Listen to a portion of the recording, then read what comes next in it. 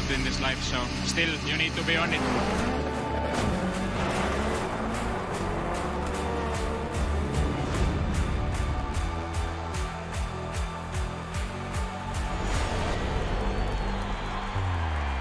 It all comes down to tonight. Don't miss the biggest night in MMA. PFL is more than a fight.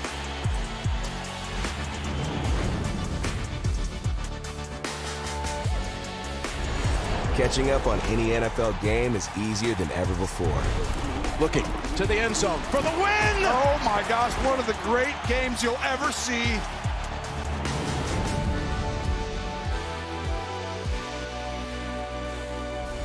The competition is back, and the UEFA Women's Champions League looks set to be bigger and better than ever before. It's their time. A night to remember.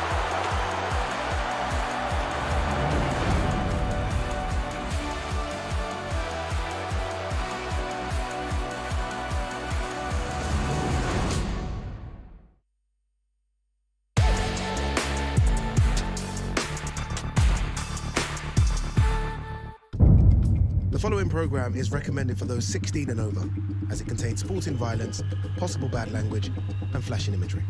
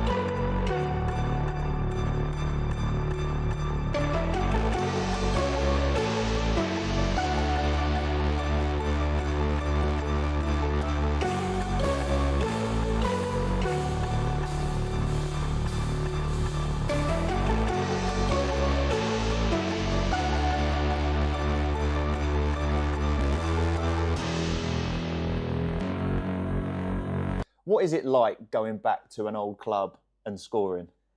It's brilliant. I've got to say, I've done it a few times in my career where I've, moved on to another club and then gone back. And fortunately enough for me, usually when I go back to my old clubs, I end up scoring. The best one for me, Peterborough fans won't appreciate me saying it, but when I got my move to Hull, fortunately Peterborough got promoted into the Championship the following season.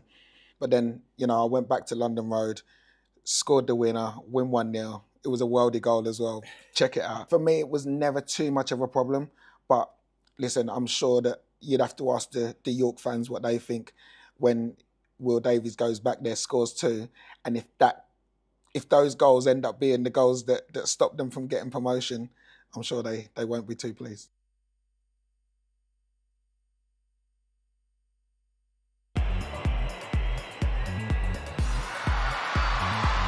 She's up against Paredes. Lauren James.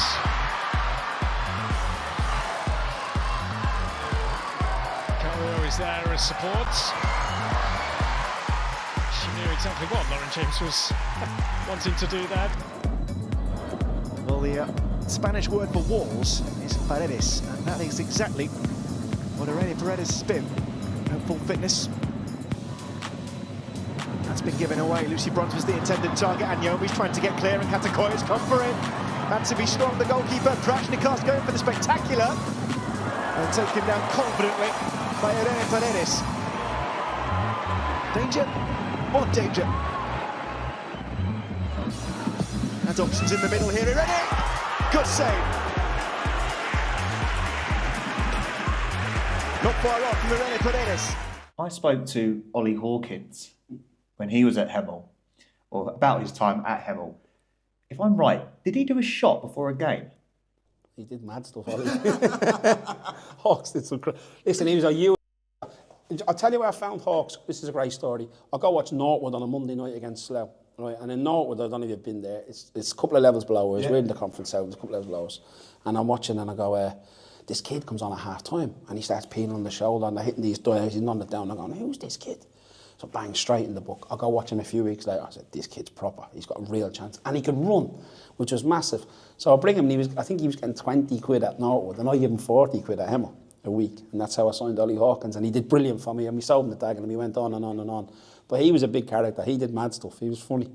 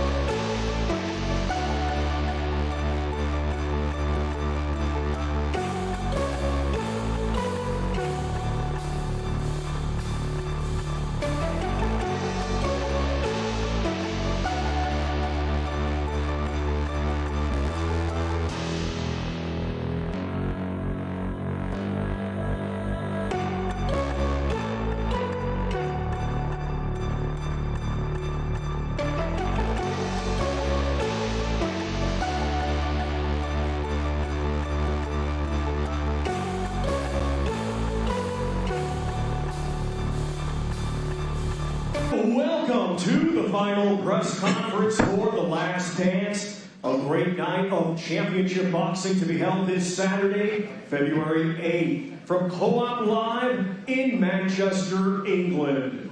It is all being brought to you by Frank Warren on behalf of Queensberry Promotions, along with their great sponsors, Riyadh Season, 32 Red, that prize guy, and Unibet.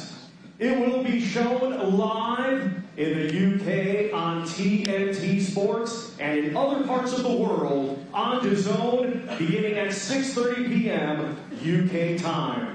If you can't join us at Co-op Live, tickets can be purchased through Ticketmaster by going to ticketmaster.co.uk. Well, ladies and gentlemen, let's now welcome the participants of part one of 2 press conferences here today. Let's first welcome from Albania, Nelson Husa.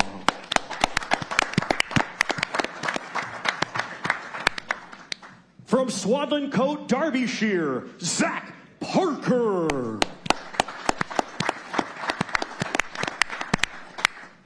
From Manchester, Zach Miller. From Islington, London, Supermass, Masood Abdullah. From Morecambe, Reese, the Raging Bull Macmillan. From Manchester, Jack Demolition Man Rafferty. Coming to us from France, Sofiane Kati.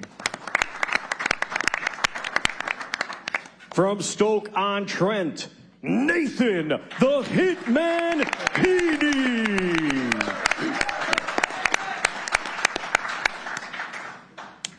International Boxing Hall of Fame promoter, Mr. Frank Warren of Queensberry Promotions. Hooray!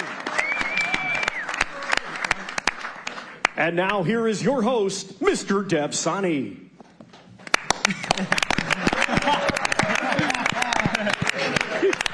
Hello, thank you, ladies and gentlemen. Welcome to Manchester. We are now just hours away from a huge night of championship boxing on Saturday night at the incredible new Co-op Live. And it's a big, momentous occasion. It's an occasion that you won't forget. One of British boxing's national treasures, Derek Chisora, has his final fight in the UK. He takes on the very tough and very tricky Otto Wallin. We'll speak to Frank very shortly. He'll give us an update on tickets, but I understand it's done very, very well. We're expecting a huge crowd at the Co-op Live and a huge audience watching live in the UK and Ireland on TNT Sports and around the world on DAZN. And what that means with that platform is that we've got a supporting cast here of fighters who are looking to show that they too can dance on the big stage. They too can steal the headlines, perhaps, for Derek Chisora's last dance. We've got fighters here in championship fights looking to prove a point and make their mark. As Thomas Schreiber pointed out, we'll be live from 6:30 on Saturday night, and there are still a handful of tickets on sale via Ticketmaster. Let's start with Hall of Fame boxing promoter Frank Warren, who is making this show happen. Frank will, of course, speak about Derek Chisora and Otto Wallin very shortly, but this undercard, it's stacked, and it's a big, big show on Saturday. It's a great show. Well, first of all, good afternoon, everybody. Thanks for joining us. This is a fabulous card, no doubt about it, in a world-class arena. Co-op Arena is the best venue by far in Europe, no doubt about that. And this card is just going to be brilliant. Very competitive fights throughout, and obviously we'll go through them as the press conference goes on. But it's been magnificent, and the ticket sales have gone through the roof. It's great to be back in Manchester. It's a great fight town. You know, I've got happy memories from here over the years, being involved with various boxers from the area. But everybody's come out for this. Ticket sales, as I say, have gone through the roof. In fact, we've sold more tickets for this than they did for Lennox Lewis versus Oliver McCall, Lewis versus Derek Williams, Botha, Henry Cooper even against Joe Bugner, and also Cooper against Billy Walker. That is amazing when you look at this and you look at those legendary fights. Yeah. So this is going to be something special. It definitely is, Frank. And look, Joe Cooper, maybe one day soon. He's on the come up. Cooper's on the card. Yeah. I mean, I'm getting Cooper's next. He's certainly on there. And listen, we've done plenty of tickets, as Frank said, and one of the contributing factors is a man sat at the end of the table there, Nelson Husa, who's a bit of an Albanian king. I understand he's done over 1,000 tickets for this show. Frank, just a word on Nelson Husa before we chat to him. He's coming to make a mark, hasn't he? He is. I mean, he's got a tremendous following amongst his community, and we're delighted that he's on board, and it's been lovely working with these people.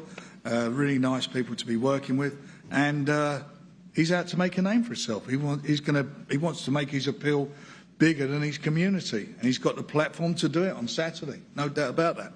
Absolutely. Well, let's speak to Nelson Husa. I was there for your first fight in the UK, which was your last fight at York Hall. Destroyed Bracamonte in just 2 rounds, and you said you want to be on the big shows. Here you are. How do you feel? Thank you for this. First of all, I want to thank Mr. Frank Warren for this possibility, and all the Warren family. And for me, it's my pleasure to be here in this very big show.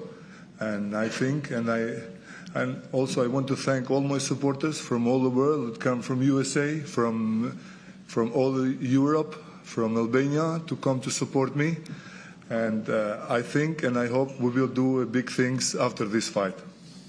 Well, actually, after your last fight, you called out Derek Chisora. Now, you didn't quite get Derek Chisora, but you made it onto his card as well. Are you looking to make a bit of a statement and get these big fights? Listen, we are a boxer. I have a big career. I have more 20 years of career. So for me, I want to fight all the big opponents that is possible to fight. I want to show the world who I am. I am the first Albanian medalist in amateur boxing, and I am a first Albanian European champion. So I want to go ahead. I want to go the first Albanian world champion. Well, best of luck to you, Nelson. We look forward to it. Expect plenty of noise on Saturday night. Nelson Husa, thank you.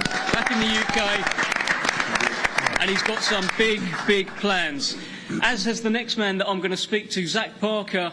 He was meant to be in action on this show against Willie Hutchinson in a brilliant crossroads fight. Unfortunately, Willie Hutchinson had to pull out, but Zach Parker remains on the card. Zach, tell me what this week's been like in terms of, not knowing whether or not you were going to fight. How disappointed are you? It's not Willie Hutchinson. How excited are you to still be fighting? Yeah, I just want to say thank you to obviously my team, BCB, Neil Marsh, and obviously Frank and Queensbury for keeping me on the show, because without you guys, I wouldn't be putting food in my family's mouth. So yeah, really appreciate it, and I'm buzzing to still be boxing, and definitely got a lively opponent as well. French lad were 121 and knocked 18 out, so I've got to be on it. It's a potential banana skin, so I've definitely got to be on it. So what's the plan for 2025? Because as you say, it's no easy opponent that you've got. You've got to keep your eye on the ball, but you must have an idea as to what you're going to do this year. Yeah, obviously, Willie pulled out. What he says is an injury, so yeah. I was going to fight him, win that, and then push on to world honours. I want to be fighting these big lads now, and this is just another step close to what I want to do and box for world titles. Well, let's bring in promoter Frank Warren. Frank, disappointing that we lost the Willie Hutchinson fight, but great that Zach's still on ahead of a big 2025. It is, and last year was a bit of stop and start for him, and for various reasons. But look, he's a cracking fighter, and he's settled down now at this weight. It's a shame, as you say, that Willie was injured and out, but we've got in a great tough fight for him in Diallo. He's a tough customer, and Zach's going to be at his best, and he's got to make a statement. He's in a very sexy division at the moment, and it's up to him now to show what he's all about. He's had a couple of problems in the past with injuries in fights. Hopefully that's all behind him now. I know he's a true professional. I know he's got ambition. He's got a great team behind him, and I expect him, hopefully, to come through this fight and then move on to even bigger fights. He needs to be fighting for a world title this year, no doubt about that. That sound good to you, Zach? Defo does. Obviously, coming out of Frank's mouth as well, it's I really appreciate the confidence in him, and yeah, that's what I want to do, push on for world honours. I feel really good at this weight. That extra £7 is obviously a lot, and I'm defo feeling really strong and proper going into this weight now. So yeah, really looking forward to fighting this on Saturday and then pushing on to see what we can do next. Great stuff. Best of luck to you, Zach Parker, Saturday night in action. Well, let's move to the featherweight division. And, well, over the years, this has been one of the best divisions that we've had in the UK. We've got a world champion right now in Nick Ball. There's been world champions in the past from these shores. You look at the likes of Josh Warrington, Lee Wood. There's been so many. And what we've got on Saturday night is two fighters who are looking to one day become world champion. You've got an English champion against a Commonwealth champion with the addition of the British Featherweight Championship on the line. Masood Abdullah takes on Zach Miller, local hero Zach Miller, who I'm sure you'll make plenty of noise for when he does start speaking if the workout's anything to go by yesterday. And I'll start with Zach here. I mean, I've been following your Instagram, you and Jack Rafferty here. You look like you've got about 48 abs between you. You look absolutely ready for this, for the biggest fight of your life. No, yeah, we're ready, and I think this is the furthest I've been away from Jack in about the past 3.5 months. So yeah, feels a bit weird. Got a bit of withdrawals from him here, but no, yeah, we've had a great camp. I've watched a bit of Masood at the start of camp, and then I've been very, very selfish. I've gone to the gym. I've focused on myself. That's what you've got to do. I know what I need to do, and Saturday night I'll be getting in there and doing it. So what are your thoughts on your opponent here? He's got a bit of a knack of stopping guys that don't get stopped. Cass Ashfaq, Mark Leach, they were fine. They'd never been stopped. Suddenly they get in with Masood Abdullah. They can't go the distance with the guy. He's a serious, serious fighter. Yeah, you've got to be a good fighter to be at this level, but the names that you've just said to me there, I don't believe that them fighters believed they was going to win that fight. They've gone in there as beaten fighters. I 100,000,000% believe I'm going to win this fight, and that's what I'm going to do Saturday night. It's different than the last time I boxed for a British title before. I'd never gone past 8 rounds, never boxed past 8 rounds, never been scheduled. I'd never won a title, never boxed for a title. I jumped in there and you seen what I'd done that night. Since then I've been back in the gym. I've won an English title against an unbeaten fighter, and I put myself back in this position. And like I say, I've been selfish. I focused on myself in camp. And yeah, I'm more than ready. Well, let's hear from Masood. Masood, you have been talking about the British title for a little while now. Now you have the chance to add that to your belt collection. But you've got an opponent here who says he is 100,000,000% ready and 100% believes he's going to win this fight. I mean, that's what you're supposed to do. You're supposed to believe in yourself 100%. Just like I believe in myself 100%. Zach has done really well to put himself in the position for the British title. So have I. That's why I think this fight will be good. Unfortunately for him, I want this title and I will get it. So it's just another thing. He's just in my way. I'll knock him out. Done. That's it. We'll see Saturday night. We're both prepared. We're both ready. I believe it's the best fight on the card. But there's only going to be one winner, and that's Zach Miller. Get on the boys. Masood, let me just ask you this. At the workout yesterday, you were doing your workout, as all the fighters were, and you ended up having a bit of an exchange with some of Zach Miller's fans. They were kind of taunting you. You ended up going back and forth with them. I guess that could be a taster as to what could come on Saturday, a hostile crowd. He's the Manchester man. Nah, man, they can't do anything. They're not going to help him out. They're not going to protect him. They can't do anything for him. In fact, I actually took the photo with the guy that was being a little bit mouthy. Again, they're just nice people. They're football hooligans, aren't they? They just want to have a good time. That's it. At the end of the day, it don't matter, does it? Me and him are going to be in there. They can't fight for us. He can't fight for me. No one of the fans can fight for him. We're going to have a fight, and that's it. Exactly that. Nicely said, both of you. They're certainly going to have a fight. Frank, they are going to have a fight. Featherweight division is on fire right now, and these guys coming up. It is. You left Naz off that list, by the way. It's always been a real great division for British boxing, no doubt about that, and world boxing. But this fight's got fight written all over it. I mean, it's two guys who believe in themselves. You know, take your hat off to Maz. He's coming into your backyard, and I respect him for that. But you know, this is going to be something special. There's no doubt about it. Zach believes in himself. Maz believes in himself, and we will get, I believe, something special on the night between the two of them. Okay, let's move. Best of luck to both of you, gentlemen. Let's move to the super lightweight division, where in Manchester, I mean, they do pretty well with super lightweights. Ricky Hatton dominated the world scene for so many years. We've got two guys here in Jack Rafferty and Rhys McMillan coming off the best wins of their career and now colliding with so many baubles on the line, the British, Commonwealth and WBC International Silver Super Lightweight Championships. Let's start with Rhys McMillan. And Rhys, I was going on YouTube trying to find old interviews of you. You don't do too many, but one I did see was years and years ago, and you were asked, what are your goals in boxing? You said, I want to become a British champion. You get your chance on Saturday. Yeah, thank you, Dev. I just want to thank Frank Warren and Queensbury for this opportunity. Like I say, yeah, it's always been my dream to fight for a British title, and there's two other belts on the line, so it's an even bigger night for me now, and what a platform to be on. It was a bit of an upset last time out. You beat Kane Gardner. I don't think you were expected to win that fight, but you came away with the win. How confident are you that you will get the win on Saturday night? Like I say, we've prepared the best we can. Obviously, Jack's a very good fighter, but Saturday night I'm coming to show what I'm about. Like I say, hopefully cause the upset again. Well, let's bring in Jack Rafferty, defending British, Commonwealth. Look at all these belts. Very nice. My goodness. You're doing so well, and you're flying high, coming off that career best win against Henry Turner. What's it like being a champion now? You've got the target on your back. This man's coming to take all of those belts. Yeah, it feels good. There's no more, there's no pressure. I'm signed to the best promoter in the world. Prepared well.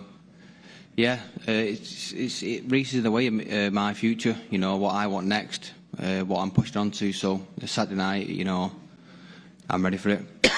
Excuse me. Listen, I'm always told sparring's sparring, but you have sparred. Did you learn anything from those spars that's going to help you on Saturday? Rhys, I know what Rhys is. Rhys knows what I'm about. I know what he's about. He's a dog. He's tough. He caused an upset last time. Both coming off career best performances. Listen, it's going to make a cracking fight. He's got no pressure on his back and loves to win. I think that's a dangerous fighter. I think he's in a great seat, but I'm in the driving seat and I'll be in it as well. Just how much noise are you expecting on Saturday, Jack? I hope you've got some earplugs. Because you and Zach Miller between you, I know you've got Manchester behind you, haven't you? I believe my friend there. Yeah, no, it's quality. There's two of the finest boxing gym lads here fighting for the British and Commonwealth. What else do you want? Like I said, I'm sat next to Nathan Eaney and Frank Warren. What else do you want on a Thursday? It's mint. We sold plenty of tickets. There's going to be a Rafferty army, there's going to be a Miller army, and there's going to be two British and Commonwealth champions from the finest boxing gym on Saturday night. Yes, I. Hold on, the boys. Yes, I. Frank, let's bring you in here. I mean, the 140-pound division, Manchester, it's a familiar story, right? It is. I mean, we've had some great experiences in the past in that weight division, but these guys have both done it the hard way, and I respect them for that. And now they've fought through the small halls, got to where they are now, and they're on the big stage. So the winner of this fight, they got it all to gain, because the winner will have us behind them, pushing them for bigger and better things. So I'm sure we're going to get a magnificent fight again from the both of them. It's a great match, and the fans will win again. Yeah. I know you Manchester guys all want him to win, but he ain't coming here to lay down either. So it's going to be an excellent fight, no doubt about it. Best of luck, Jack. Best of luck, Rhys. Brilliant fight on Saturday night. 3 belts on the line in the 10-stone division. OK, let's move to the return of the hitman, a man who knows Manchester very, very well. Nathan Heaney, November 2023, realised a bit of a dream and became the British champion right here in Manchester. He's coming back now, and he takes on Sofian Karti here, who I'm going to come to first, in a brilliant fight for the WBA Continental Middleweight Championship on Saturday. And Sofian, let me bring you in. What are your thoughts on this fight? What are your plans for Saturday? Qu'est-ce que tu penses sur cet combat et c'est quoi ton plan pour samedi soir? Alors, je prends déjà bonjour à tout le monde, bonsoir à tout le monde. Je prends tous les combats, chacun comme il vient. Je n'ai aucun plan stratégique. Je suis là pour boxer, faire 10 rounds de guerre, 10 rounds de bagarre. Et c'est ça ma stratégie. He takes every fight as they are. He doesn't really have any plans for this fight strategically. He's promising that he's going to bring 10 rounds of war, 10 rounds of battle, win any way necessary. What would a win mean to you, Sofiane? Une victoire, ça veut dire quoi pour toi? Une victoire, ça veut dire quoi pour moi? Une victoire pour moi ce soir? Ce serait incroyable, amazing. Ce serait magnifique. Et c'est ce que je vais aller chercher samedi soir. He's going to go search for it Saturday night. It'll be an amazing feeling, incredible. Okay, let's hear from the hitman. Nathan Heaney, you've just heard from your opponent there who's promising 10 rounds of war. I mean, you're no stranger to that, and I see the tash is back just like it was when you won the British title here in Manchester. What's on your mind? Yeah, well firstly, I'm glad he's speaking French, because when I saw him earlier, I shook his hand and I made a bit of small talk and I said, "Did your flight arrive yesterday?" And in perfect English he said, "I'm sorry, I don't understand you, bro." And I was thinking, he must be taking a piss with you. But he's being legit, very good English, that was mate. But no, I'm looking forward to it. It's going to be a great fight. He's a very, very good fighter. The French champion had a very good win against Gary Spike O'Sullivan in 2024. He's just stopped his last opponent in December, so he's on the back of a good run. So I'm expecting a very good fight. And for you, the WBA Continental belt is on the line. It's a belt that you are familiar with. You've had it in the past. I guess you want to get back in the win column and get back on your road to world titles. Yeah, it's just getting back into that top 15 in the world. I was previously 4th in the world with the WBO, and obviously highly ranked to the WBA as well. So, yeah, that's the most important thing. Get back into those world rankings and then make some massive nights. How many tickets have you done? Did you keep all the support? Because it feels like the Stokies would never desert you. Yeah, no, yeah, they're phenomenal. Like, this is, like, I'm on the back of a loss, but by the 27th of December, I'd sold 1,600 out. Like, the 27th of December, that just shows you what the city of Stoke are doing. And, like, in terms of the support for me as well, it's phenomenal. And it's just going to be, it will, I know Chisora is the headliner, but it's going to be the Stoke show, because it always is every time they take over the place. Prediction? Just do what Steve wants me to do. Steve Woodvine, the best coach in the country. And if I listen to him, I can beat a lot of people. So I just need to listen to him, do what we've worked on, and hopefully be the winner. Frank, let's bring you in here, the return of the hitman. Yeah, return of Nathan. He's one of the nicest guys in boxing, and that's proven by the fact of the amount of tickets he sells and the people who stuck with him, he said, coming off of a loss. He's in some great fights. I mean, he lost the fight, but it was a bloody good fight that we was all watching, and that's why people stay with him. And fighting Sofiane, who's the French champion, he's got a good run. It's a competitive fight, and it's a chance for Nathan to re-establish himself, get himself back in the top 10. And with a couple of wins, we were that far away from getting a world title fight for him in Stoke. But he can come again and he can make it happen. It's in his hands, in both his hands, to get out there and show what he's all about. And we believe in him. And I expect the atmosphere is going to be brilliant on Saturday with all the fans. And again, this is a real good quality fight, because this bloke on my left is coming to fight. Thank you, Frank. Best of luck to you, Nathan. Looking forward to your return. Yeah. No, I just want to say thank you to everyone that is going there to support me, to the Stokies that made the way up today for the media, obviously the A&B insurance lads as well. Thank you very much, lads. I appreciate it. Thank you. Mirko, go on, Mirko, go on, man. Best of luck to you, Sofiane, as well. OK, well, that concludes the undercard portion of today's press conference. We're going to get some face-offs down the front, and we'll be back very, very shortly for the final UK press conference in the long career of Derek Chisora. Do not go anywhere. You're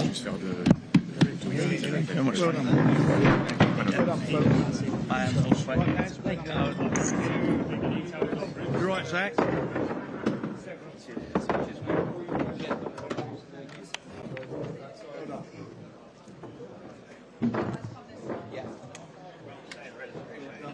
Don't be dark. What are we doing now? Oh, right.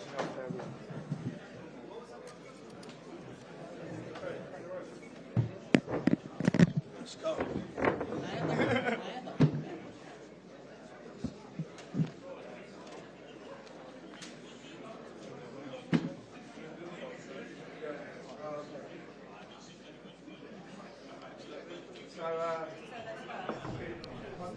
Well, that was fun. That was interesting. A few exchanges here and there. So many brilliant fights on this show. I'll tell you what, here's Nelson Husa standing with Frank Warren. Was there for his last fight at York Hall. Took on Bracamonte, the big Argentinian, who usually gives people a tough, hard night's work. And this guy, Nelson Husa, just destroyed him in 2 rounds. It was a crazy night at York Hall. The Albanians really get behind him. Just like Derby will be getting behind Zach Parker. Unfortunate that it's not Willie Hutchinson, but Zach Parker still gets out, and he's got a bit of a banana skin of an opponent. I think they will formally announce that all very shortly across social media. But needs to be on his A game, Zach Parker. Can't come unstuck to kick off 2025. And what about this fight here? Looking forward to this. Masood Abdullah, the Commonwealth champion. Zach Miller, the English champion. And the addition of the vacant British Featherweight Championship on the line.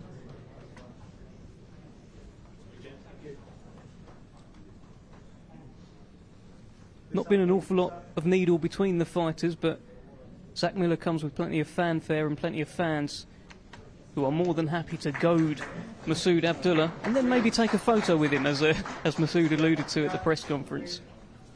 That's a brilliant featherweight fight on Saturday night. And I'm expecting plenty of noise on Saturday for this one. Jack Rafferty, the newly crowned British super lightweight champion, that brilliant fight with Henry Turner, taking on Rhys McMillan. These are 2 fighters coming off the best wins of their career, putting it all on the line. 3 belts on the line on Saturday.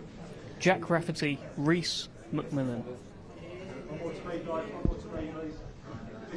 Plenty of noise expected in Manchester as Frank Warren stands between them. Of course, Jack Rafferty earned himself a signing with Queensborough Promotions with that win.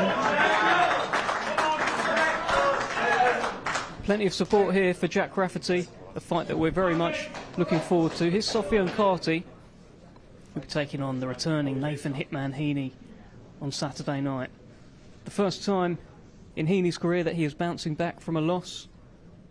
He's got big ambitions, big plans, was so close to a big Stoke City dream. And let's see if he can get back on the road to victory on Saturday.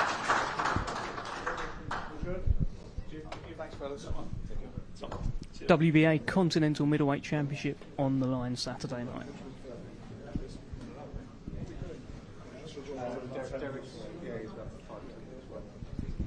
Okay, well, stick with us. Very, very shortly, we will have the final UK press conference in the long storied career of the great Derek War Chisora. And this hotel that we are in right now is the same hotel that 9 years ago he threw a table at Dillian White. I've not checked the tables yet. I've not checked how secure they are. But stick with us. Do not go anywhere. It could be an emotional one. It could be a violent one. I've no idea what to expect. Stay with us. No, the prize guy.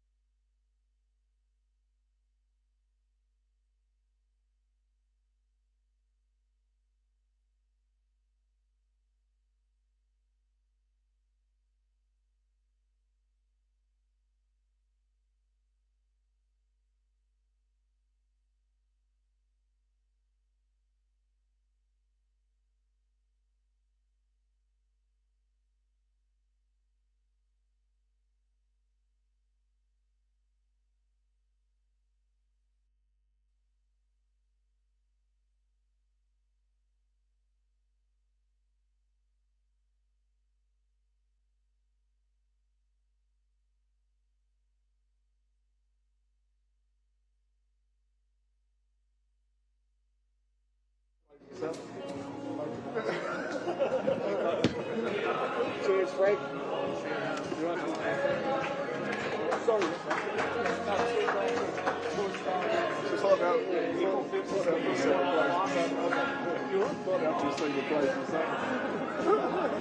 You know who reached out to me that wants to do a podcast with you?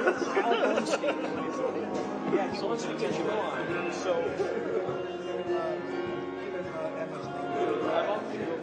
Okay, we'll do it. I am the West Farmer. I live in an awful land. I ride down there from here. I'm a little red man. The rain hasn't fallen. It's a middle of July. And if it don't come soon, my crops will die.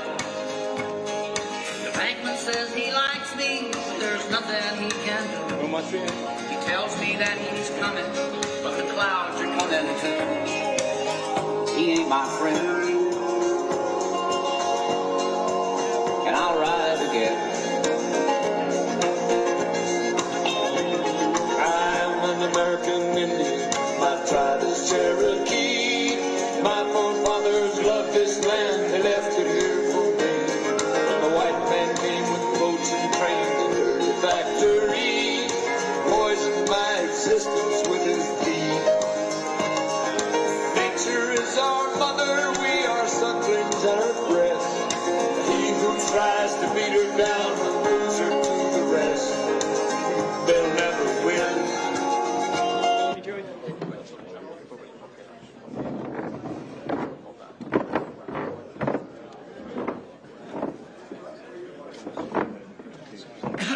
Excuse me.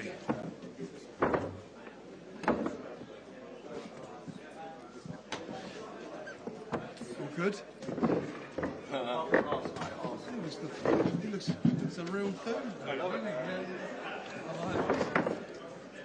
Show me. How was it? We went to that party on the night. Oh, yeah, I know.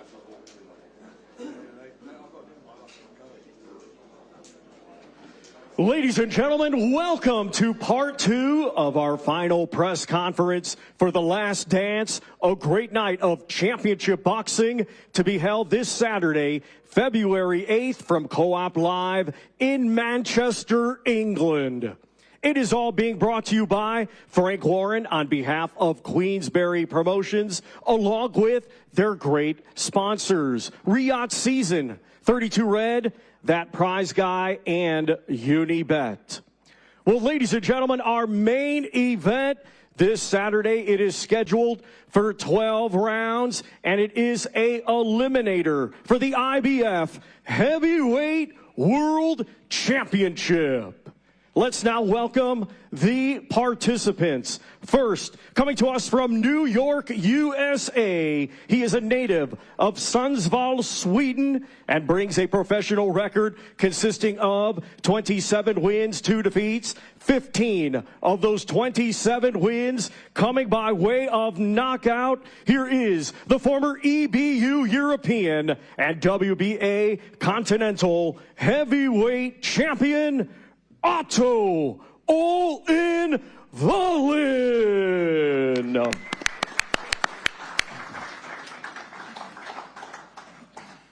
And now let's welcome from Finchley, London, England, his professional record, 35 wins, 13 defeats, 23 of those 35 wins coming by way of knockout. He is a former 2-time world title challenger. Let's welcome Derek Chisora.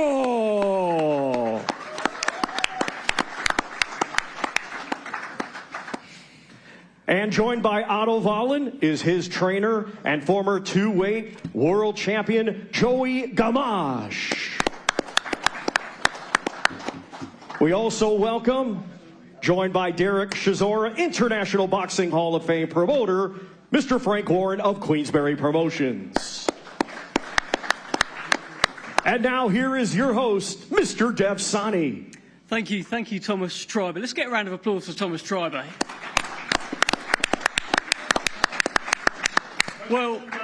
Well, ladies and gentlemen, welcome to what is quite simply the final UK press conference in the career of a national treasure. In February 2007, Derek Chisora made his professional debut, and in the 18 years that followed, his story has been one of the most enthralling, entertaining and quite unpredictable tales in British boxing history. Everyone in this room here today has a favourite Derek Chisora moment. Everyone watching this stream has a favourite Derek Chisora moment. Over the years, we've seen him throw some huge right hands. Actually, in this hotel, we've seen him throw a huge table. Whether he's punching, slapping, biting, or even in some cases, kissing his opponent, one thing's for sure, when fight fans tune in to watch this man, they're guaranteed two things: entertainment and war. And on Saturday night, he wages war for the final time on these shores against a tough, world-class southpaw here in Otto Wallin, coming from Sweden via New York and looking to write his own story.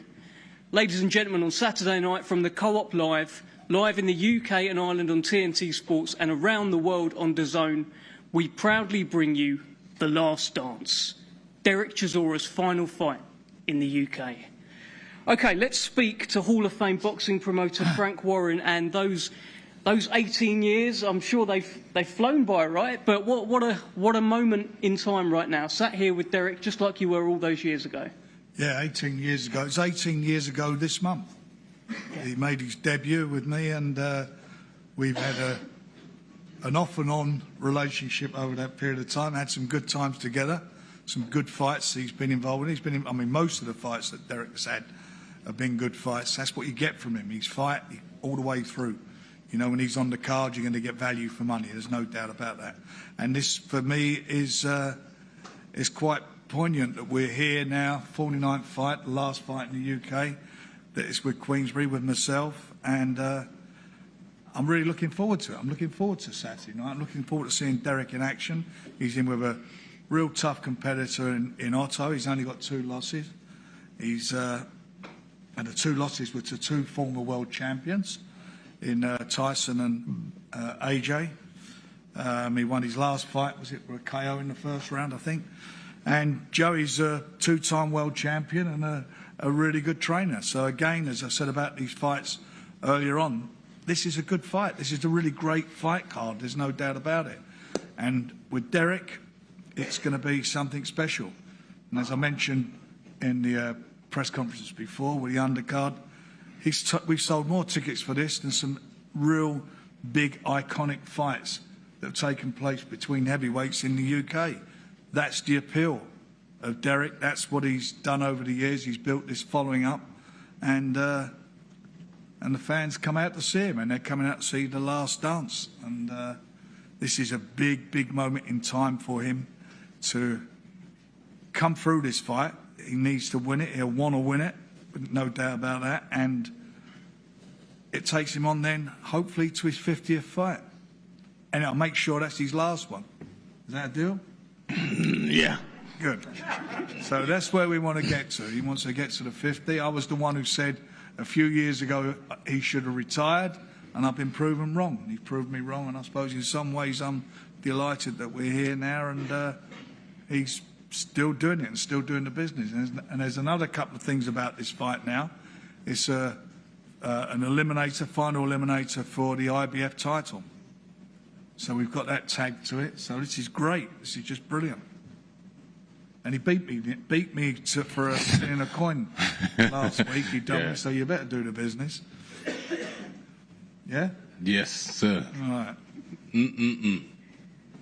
Well, the stakes are high. Let's hear from the Otto Wallin side of the table. Let's bring in former world champion and trainer now, Joey Gamache, and tell us a little bit about Otto Wallin, your man here, how ready he is to, I guess, ruin this last dance on Saturday night and silence that huge crowd. Yeah, Otto's worked hard. He's a real professional. He knows what he's doing out there. We know we're in with a good fight with Derek. It's a great matchup, but we're going to win it and do what we have to do. I've watched him a lot on tape and studied him, and I remember at first, you know, saying, hey, look at Chisora, it's a good guy to fight. And then, but you watch more and more, and you see more of him, and he's a good fighter. So we're excited about that. They'll bring out the best in Otto, and he's worked very, very hard and smart fighter. We're ready. Otto's described it as the perfect fight for him. Is that something that you agree with? That's to you, Joey. Yeah. Otto Wallin has described this fight as the perfect fight for him. Is that something that you agree with? Yeah, I mean, it's a good fight for Otto, style-wise. You know, he's in front of you. He comes to fight, and he's a front-foot fighter, and Otto can fight both ways, and we're excited about that, just seeing that kind of fighter. You know, Derek is going to come. He's going to give everything he has. That's just who he is. And we're going to give everything we have as well and come out with a victory.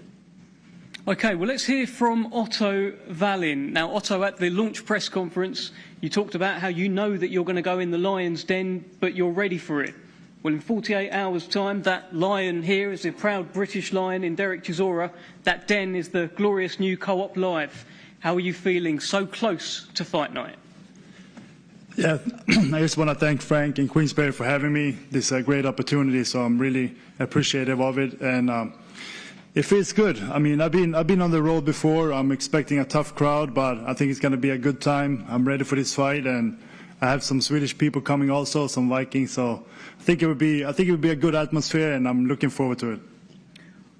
With the various face-offs and interactions that you've had with Derek Chisora in the build-up to this fight, one thing has been quite consistent that he has said to you. He says you've got no dog in you. I've seen this guy, and he doesn't have any dog in him. What do you make of that kind of constant suggestion that Otto Wallin doesn't have the dog in him? I think it's been working as great motivation for me. Anytime training got tough this time, I just felt like I remember what he said, and I just felt like I'm going to go in there and show him. And it's just been great motivation to just push through those hard moments in training. I think it's going to show in the fight.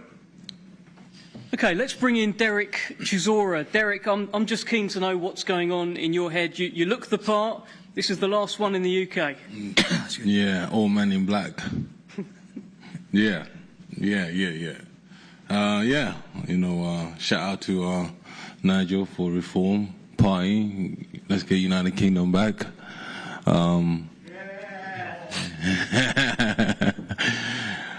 Yeah, so thank you very much for coming. And thank you very much for supporting me in the last 49 fights I've had in the United Kingdom. I really appreciate you guys. Either you write shit about me and good stuff, but I still love you though. And those who write shit stuff about me, I know where you guys live anyway. It's all right now. Yeah, you know, this is a big fight for me and for the Viking. He's not a Viking anymore. He lives in New York. He's in New Yorker now. Wow. Don't know where he's coming out with the Viking. The Co-op Arena, I've never boxed there. So I'm excited about that. It's a good venue. I love Manchester.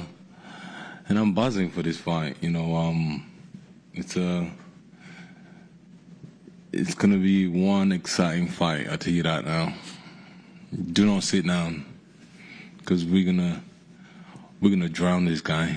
We're gonna go hard. I know for a fact he hasn't trained the way I expect him to train for me, so I'm excited.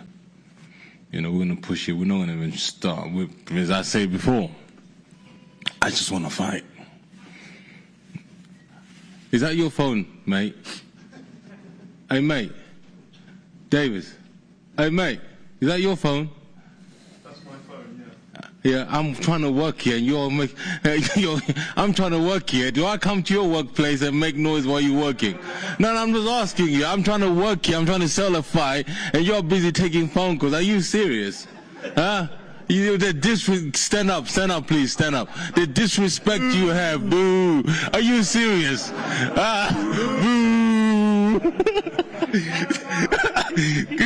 Say that, Gareth. Yeah, like everybody knows my record. Is shit I know. Anyway, it's alright, man. We love you, bro. Yeah, we love you. Yeah, I know. This guy wrote so much shit about me, but it's okay. Bastard. Anyway, yeah, so I'm excited. Listen, as I said before, before I came to Manchester, my wife said to me, "Let's go and enjoy yourself.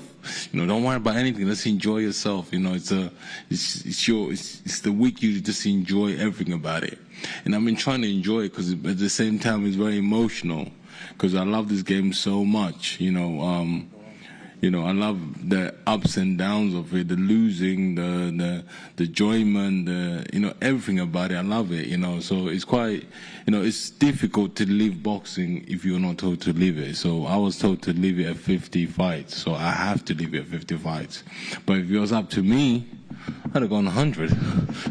No, I'm joking. My leg is shaking, Frank. Be careful. Yeah, I know. Knee trembler. I didn't even realize it's the same hotel the table went up until you said it. Same hotel, 9 years ago. Wow. 9 years ago. Oh my goodness. Wow. Spencer, how old were you 9 years ago? Do you know? A little bit older than you, Derek. Yeah? Yeah. You see that man next to you 9 years ago, he didn't even know anything about boxing. Still don't. You still don't. I really appreciate you guys, for coming down. It's an emotional time for me. I love it so much, So for me and then for Frank, me and Frank had our ups and downs, but, I thank you very much, Frank, for having me back on. Really, it's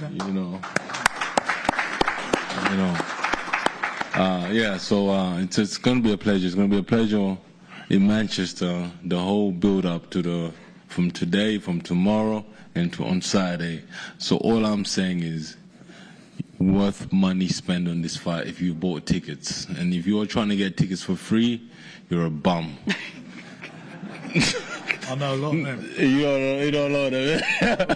Tickets. Yeah, so if you're trying to get tickets for free, you're a bum anyway. But anyway, it is what it is. But all I'm going to say to you guys, come Saturday night, my friend there, you're going to know what hit him. Thank you. Good. We're going to get a good fight.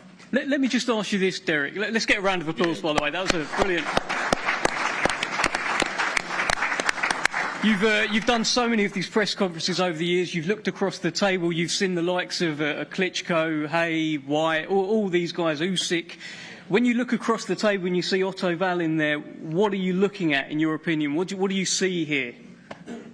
No, Otto Wallin can play poker. He's a good poker face, but really and truly, I've sat here 49 times, and they all say the same thing. Do you understand? So I know for a fact when I get in there, I love pain, I love war, so I'm excited for it. I would like to see some. The only fighter who's actually stood there toe to toe with me was Dylan. But I don't think he's gonna stand toe to toe. He's gonna run. So. That's why we chose a smaller ring. You can't run anywhere now. Also, let me ask you this: it's a phone box for real, Frank. He says there's nowhere to run. What are your reactions to this, and just generally the whole feel of this being fanfare for Derek Chisora, his big occasion? You almost sat there not saying anything. I mean, what are you making of all this? That's okay. I mean, I like Derek. He's a good talker, so he's probably a lot better at talking than what I am. So he can keep talking here. I do my talking in the ring.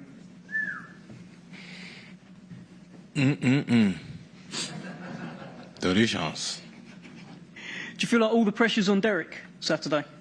I don't know. I don't know how he feels, but I think that he has a lot of pressure. This is supposed to be his last fight in the UK, and big arena. And, yeah, I mean, I try to not put too much pressure on myself. I just do my work in the gym, and then I go out there and perform. What kind of work you did in the gym? A lot of boxing training, a lot of cardio, a lot of weight training. Oh, so nice. a lot of different stuff. It was Otto Wallin's birthday. When was your birthday again? November 21st. November 21st. I asked him if he had cake. But I'm going to ask you again, after the fight, are we going to smoke weed together, yes or no? No, I won't smoke. Huh? I'm not a smoker. You're not a smoker? No. Oh. That means more for me. I don't know. That means more for me. Let me out again. That means more for me. Yeah. But is weed legal here? Who cares, man? We smoke that motherfucker. Yeah, I don't know. Who cares? Legal or not illegal, bro? Who cares? I've got some good stuff anyway. But would you have a burger with me? Five Guys? I like burgers. I'll take a burger. Yeah? Sure. Okay, good. Because the last opponent didn't take a burger, though. Did George Joyce take a burger? Me? No, George Joyce, you don't need meat. No, I don't need meat. Yeah, okay, cool. Derek, when do you switch?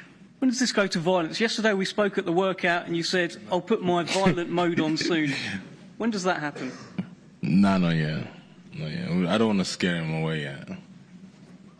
Right now we're not 549. We don't want to go violence yet.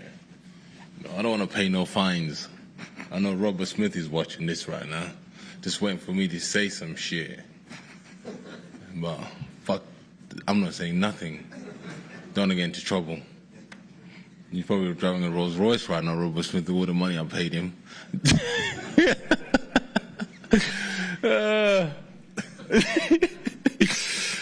Oh man, listen. All I'm saying is I'm buzzing. I'm excited. We shall see.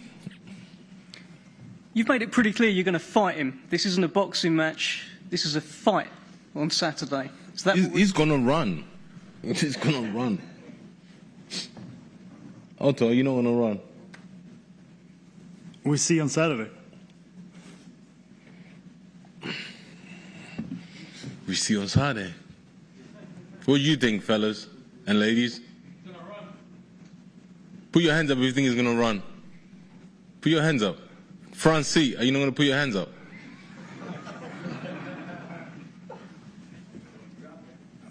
Radio Raheem, you're a boxing man. How do you see this guy? War. I think it's going to be a war.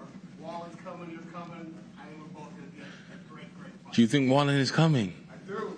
Do you believe? Yesterday, he said he's good for it. Are you sure? I'm not sure, but he's sure. Mate, this is like, Wallin is selling us, like, how can I put it in a way the British people can understand? He's selling it like the Keir Starmer telling us he's going to do everything in that when he gets power, and then when he gets power, he reverses everything, bro. Yeah, so I don't know, man. What do you guys think on this side? Can we get a mic roaming, please? We're meant to get some questions what from do you the think? press as well, so let's... Who's got a question? Who wants to offer their opinion on Saturday? Gareth, go on, son. Gareth A. Davis. Gareth A. Davis, Telegraph, Talksport. Oh, wow. Can I ask... Oh, wow, Gareth, say that again. Say that again. Gareth Davis, Talksport, Terry. Go on, say that again, please. Let me ask a question of Frank, first of all. When you promoted Derek in his 18th fight, when he fought Vitaly Klitschko for 12 rounds and then had a scrap with David Hay in the press conference afterwards, and we had an amazing event afterwards at Upton Park 4 or 5 months later, did you think Derek at that point, violent and volatile, big and belligerent as he is, he'd become such a cult figure in British boxing? No, I didn't. I mean, I knew he always come to fight. I mean, he's always done that. Every fight he's had, he gives everything he's got. I didn't think he'd be around this long, that's for sure. And he's put in some, really good performances in his last couple of fights, no doubt about that. He has become a favourite of the British boxing scene. The crowds, they like it. They come out for him in a big way for this fight. As I mentioned earlier, he sold more tickets than the fights I mentioned before, and they were iconic British heavyweight fights, and we sold more tickets. And that tells you a lot about this show, this fight. They're all good quality fights, and the main event is an intriguing situation. And I can't emphasise enough how important it is that it's now got this tag as the eliminator for the IBF title. Obviously, Derek's lost a lot of the 49 fights as well, but he's been in against a modern who's who in the heavyweight division. Joseph Parker twice, Dillian White twice, Tyson Fury 3 times, Vitaly, Usyk. It's incredible, really. It is incredible, but you look and see some of those fights. Harry lost them. I mean, I can off the top of my head, Helenius, he never lost that fight. He got robbed for the European title. So I'm 12-0. Yeah, there's been a few. There's been a few fights there that have been very, very close. And even with Usyk, you think the fight with Usyk, for long stages of those fights, he was giving him all the problems he can handle. And that's what he does. You know, as soon as that bell goes, he's going to be in front of you and he's going to be hunting you down. He's not backing off you, and he'll be throwing punches. That's what he does. He's not going to fill anybody out. He comes out and lets his shots go. It's been a privilege and a lot of fun to cover your career, Derek. How do you know, because we sat with you last week in the bathhouse in Grosvenor Street. Oh, thanks a lot, Frank, for the caviar. Really appreciate it. We all had thank you, yeah. But the best part when you were there. Yeah, you know. Thank you, yeah. Derek, you look in fantastic shape. Your hunger seems to be there. How do you know you're going to be able to walk away? I am going to walk away. Because Frank Warren and Eddie are going to buy me a nice gold Rolex watch, say 50 fights goodbye. I'm going to buy him a Rolex watch. His retirement watch. That'll be his retirement present. And by the way, the bathhouse have asked for those towels back at you. Okay, we've got another question from the gentleman next to Thomas. Driver, please say your name and ask your question. Yeah, Joey Mills from Betfred. A question for both of you. You mentioned there that this fight is now an IBF eliminator. I'm wondering, Frank, is the title fight what you will look to make if Derek wins? And Derek, if not, will you be banging on Frank's door to try and get that one done? I don't know. We'll see. If the winner comes through it, that's the position they're going to be in. So that's going to be their choice. It's going to be up to them. It'll be their decision. But it adds a lot more spice to the fight, makes it a more meaningful fight than we started out in the first place. There's now a bigger carrot there for the winner. So that should make that. I think it makes it a better fight. I know that from Otto's point of view, he wants to fight for a world title. There's no doubt about that. And I know that he will be looking to try and get himself in that position. That's what all heavyweights want to do. Or all fighters want to do. They want to fight for the world title. Derek's been there and done it. And for him, it's an opportunity if he wants it. Yeah, I like money, Frank. They can keep the title. I like money. Might get your watch. And I just also wanted to ask, Derek, you said if it was up to you, you'd be going on to do 100 fights. I'm wondering, Frank, is the number 50, the magic number, has that been something that's been driven by you? And what made you come to that decision that that's where Derek should finish? Me? Boy. Well, I didn't. That was his choice. He said he wanted 55. I said he should have retired 2 years ago. And he proved me absolutely wrong. And here we are now. This is the last fight in the UK for him, the last dance. That's why we're here. That's why everybody's turning out for him. That's why you guys are here. That's why we sold so many tickets. They're here to see him in his last appearance in the UK. And then after that, if he comes through, it's going to be exciting. Whatever happens, it will be exciting. It always is exciting. Go on, Radio. Yeah. Radio Raheem. Listen, there is a real opportunity here, Derek, for you to, if you are successful on Saturday night, have your last fight, your 50th fight, has now been stated as an opportunity for you to have a world championship title shot. Is the important thing to you to have that championship shot? Or as you say, is it the money and the biggest stage? If you had to choose between the two, how would you end this career? You know what? It's good enough it's all right to have titles, but really and truly, in 10 years' time, titles don't pay the bills. I like money. I'm not gonna lie to you. I like cash. This is why you never see me trying to talk about, say, I want to fight for this title. No, I like cash, money. Money in the bank, that's it for me. I'm grateful that I'm getting a shot to the world title, but I like cash. Do you understand? So that is it. Everybody likes cash. So if he fights for the world title, he's got to be for cash. No, is that it? Yeah. Oh, I didn't know that. Yeah. You're not an amateur, are you? Oh, there you go. Secondly, assuming you continue no matter what happens Saturday night. No. It's 50 fights. No matter what. Yeah. So the discussion about you and White potentially even happening in Africa, the Congo, potentially on a card with Turkey al-Sheikh, having promoted that, and is that something that is important to you, to have a fight in Africa, to be on that card, potentially fight White on that card? You know what? I want to say this, yeah.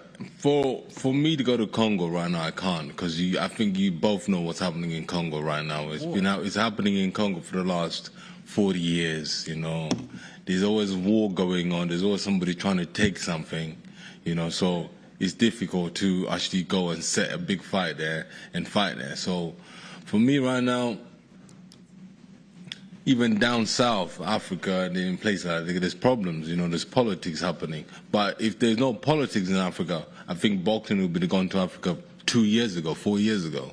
But right now, there's so much politics, people are dying, so it's quite difficult to go there for a big fight right now. Thank you.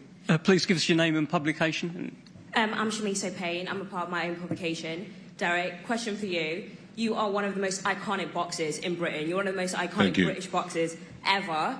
We can describe you as much as we want, but how do you think that, what kind of legacy do you think that you're going to leave in the sport? I don't know. You know, I don't write about myself about legacy. I think people write about you for legacy. Like, you know, Frank Warren, you're a Hall of Famer now, aren't you? Yeah. In promotion, you know, you didn't ask for that; they gave it to you. Yeah. Yeah. So it's one of those. Decide your legacy. Yeah, people decide your legacy. Like yourself, you decide where you're going to put me. Top 10 or top 15. You never know. I don't know. So. And you are literally the definition of it's not over until it's over. You embody the warrior mentality. Tell me, what fuels this spirit to keep on going? Listen, I don't know. It's just the stubbornness in me. You know, money, and plus as well, I was breastfed until I was 5 years old, so.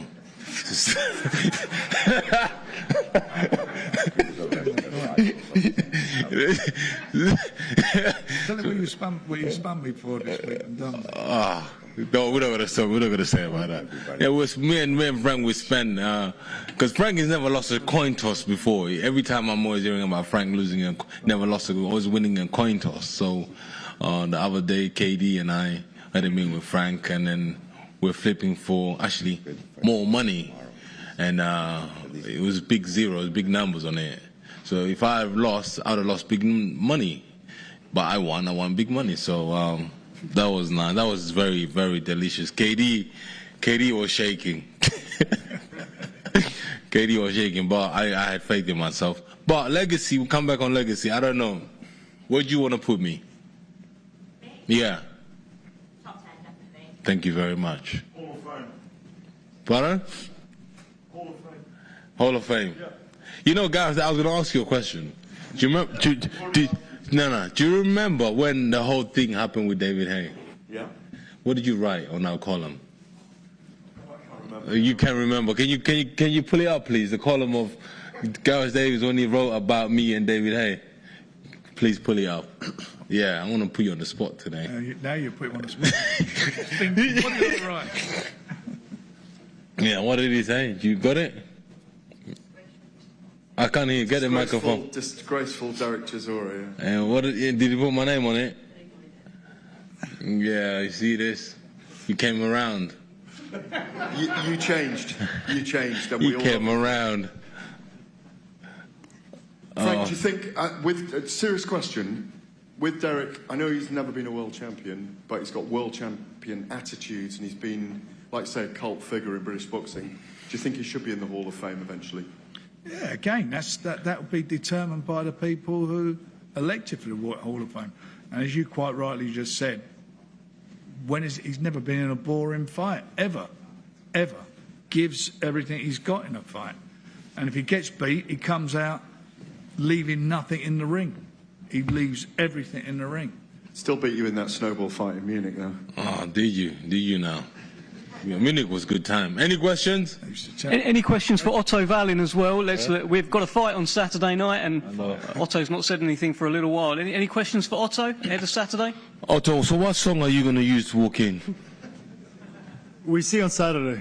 Oh, you'll find out. Viking.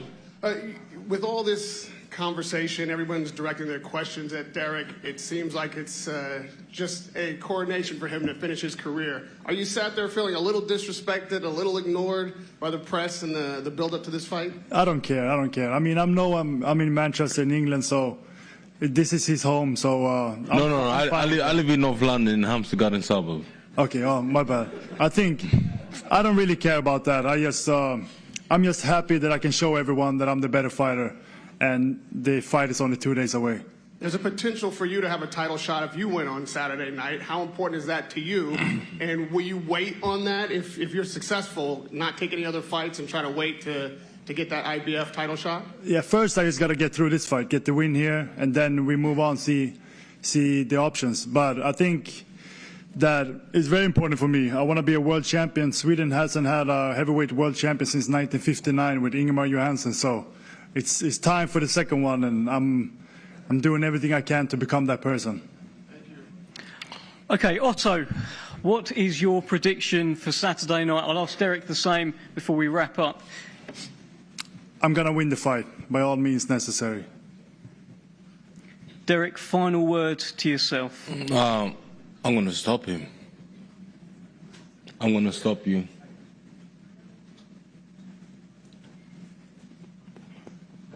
Are you watching me on the TV? Yeah.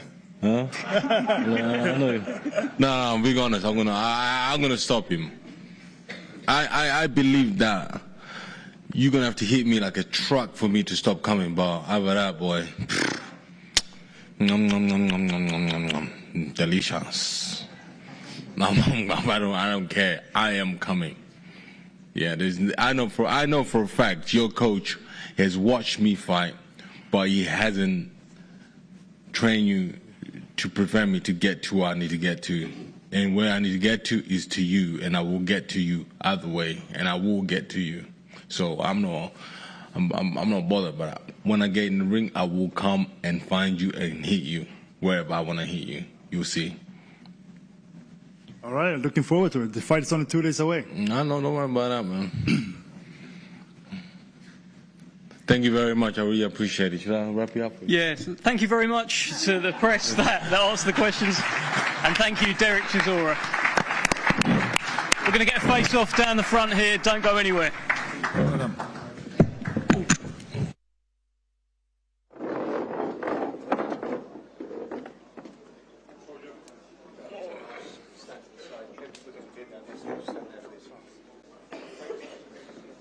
Can we do the face-off? Yes. So if you top down that, please. Frank, you're in out.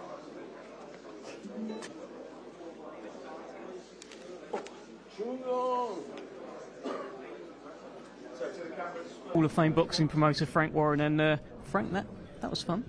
It was, his last ever press conference for a fight. And you think back over the years, it was February, what is it? 2007. 2007, so that's 18 years ago.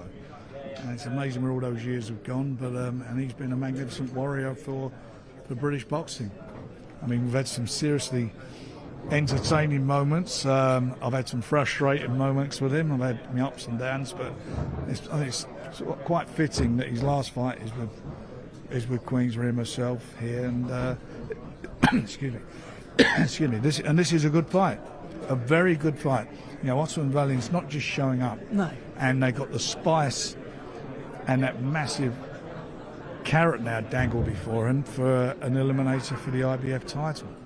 So, look, the stakes are high. What I wanted to ask you, Frank, is that press conference did kind of turn into a bit of a coronation of Derek Chisora, celebrating his moments, what he's got left, etc., etc. Otto Wallin, for large spells, was sat there not saying anything because it was all about Derek. At what point do we need to appreciate that this is a serious fight on Saturday? Well, it is. I've just told you what the winner gets into a world title fight, and that's what their fighters are here for.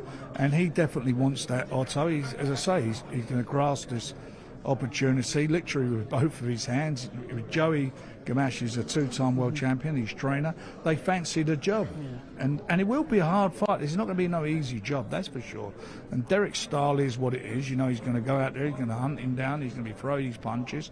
And Otto's told people that he's actually going to meet him head on. So that's going to be quite an interesting scenario. Because one thing's for sure, if that happens, it will not go the distance, and it'll be very exciting whilst it lasts. Well, that feels like that plays right into the hands of Derek Chisora, right? If Otto Wallin doesn't play to his strengths and fancies having a tear-up with War, I hear that, but he's a younger man, and you don't know. I mean, you don't know in these type of fights. You know, I've got to be honest. You know, I said a couple of years ago he should retire.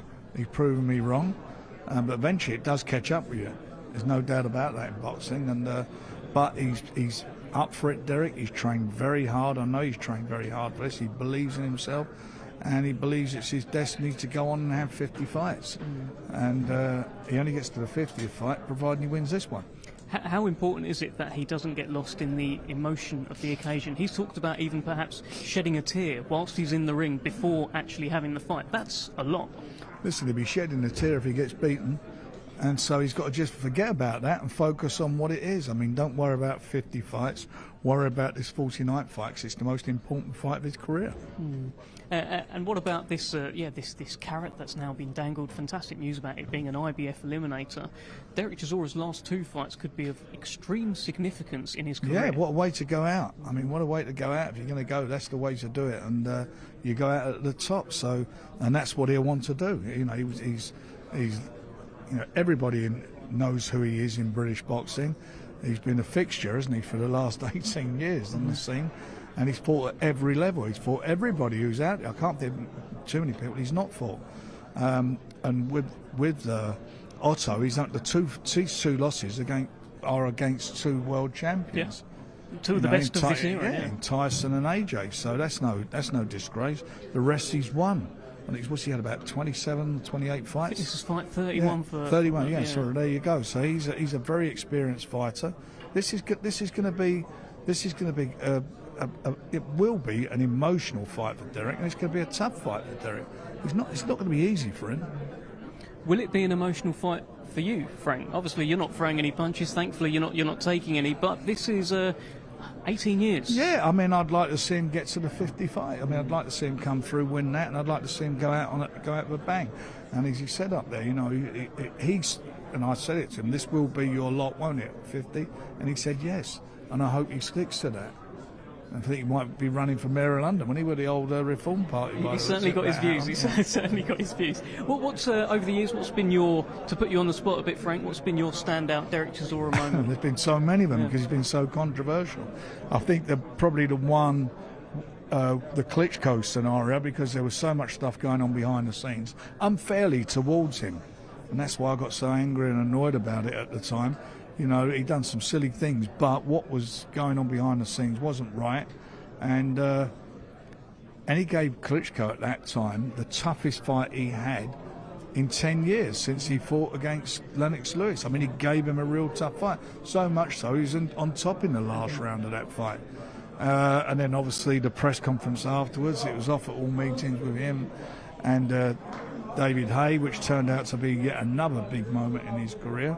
Fantastic occasion at West Ham, big crowd there, and controversial fight, but it was a bloody good night. He lost that fight, but he went out on it, and until he got clipped, there was nothing in it. Yeah, and that's all. It feels like there's always there's an additional line about these losses. There's always something, but it was very close. Well, look at the fight he had with Usyk.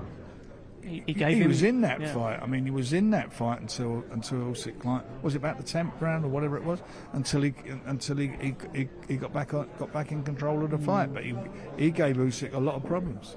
Well, that's Derek Chisora. Let's keep the conversation about the heavyweights right now. Obviously, we've got February 22nd coming up. Daniel Dubois and Joe Parker, IBF title on the line. What are your thoughts now heading into this? There's been a lot of chat that maybe Daniel's overlooking Joe Parker. No, he's not. He's focused on what he's got to do, and he has to be. You know, Joe Parker's on a run. You know, he's had some good wins. He's a winning fighter, and he's a former world champion. He's got a lot of experience, and he's going to give Daniel a lot of problems to answer.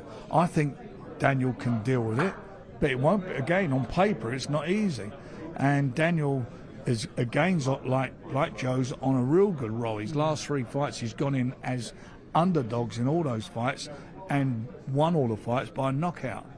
And this time round, he's going in as favourite, so it's going to be interesting. What are you making of his confidence? He's just a different guy now. He fancies it. He's found himself, hasn't he? He found himself after the fight he had with Usyk.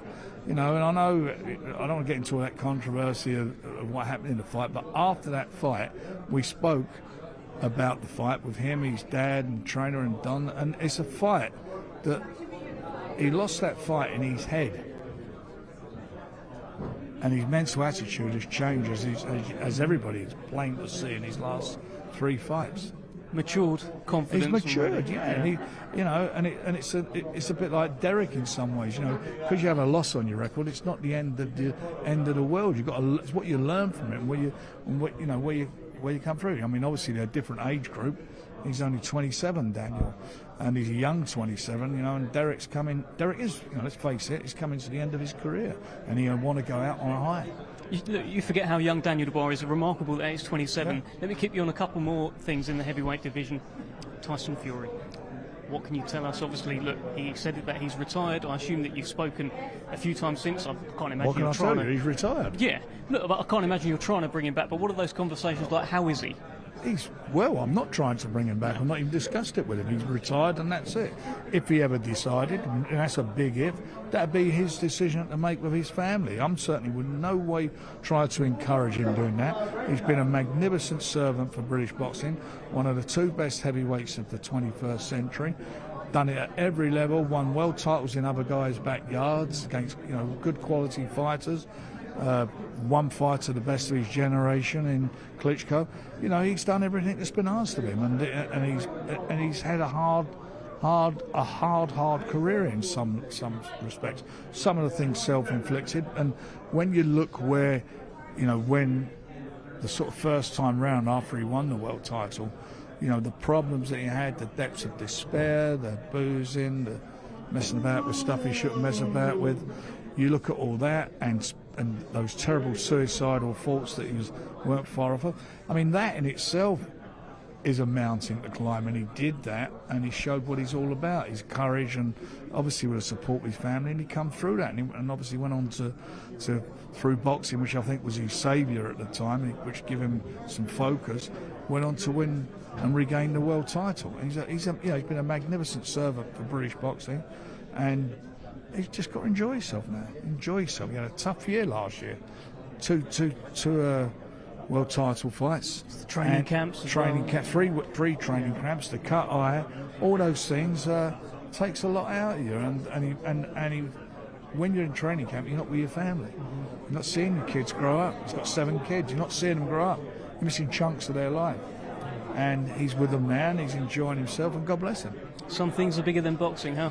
Well, he's financially secure. He's made stacks of money, and as I say, good luck to him. He doesn't do it. He's a fighting man. If he comes back to fight, and I'm not saying he will, and I've got to be honest, I hope he doesn't. But if he does, it's because he's not doing it for the money. Of course, he'd get paid if he did come back. But he does it because he's a fighting man. Well, we're saying goodbye in the UK to another fighting man on Saturday night. Yeah, it's like a changing of the guard, isn't it, at the moment with all what's going down? End of an era, Frank. It is an end of an era, and you know, there's all the young guys coming through. It's really. I mean, we're blessed in this country of heavyweights. You know, when I started off in boxing, British heavyweights. I mean, there were big names, big fights, but none of them won world titles. Every time they went to challenge, they got beaten. The Americans were the most dominant nation. Look how it is now. Take Usyk out of the picture, and we're the most dominant nation. Absolutely. Frank, thank you so much. Pleasure. We'll see you tomorrow for the weigh-in, and brilliant stuff today. Cheers, thank you, Frank. And thank you. Well, that was history. That was Derek Chisora's final UK press conference ahead of a fight. Emotional at times, fun at times, unpredictable at times. They don't make them like Derek Chisora anymore, taking every moment while you can. Saturday night is the last dance. We'll see you tomorrow for the weigh-in.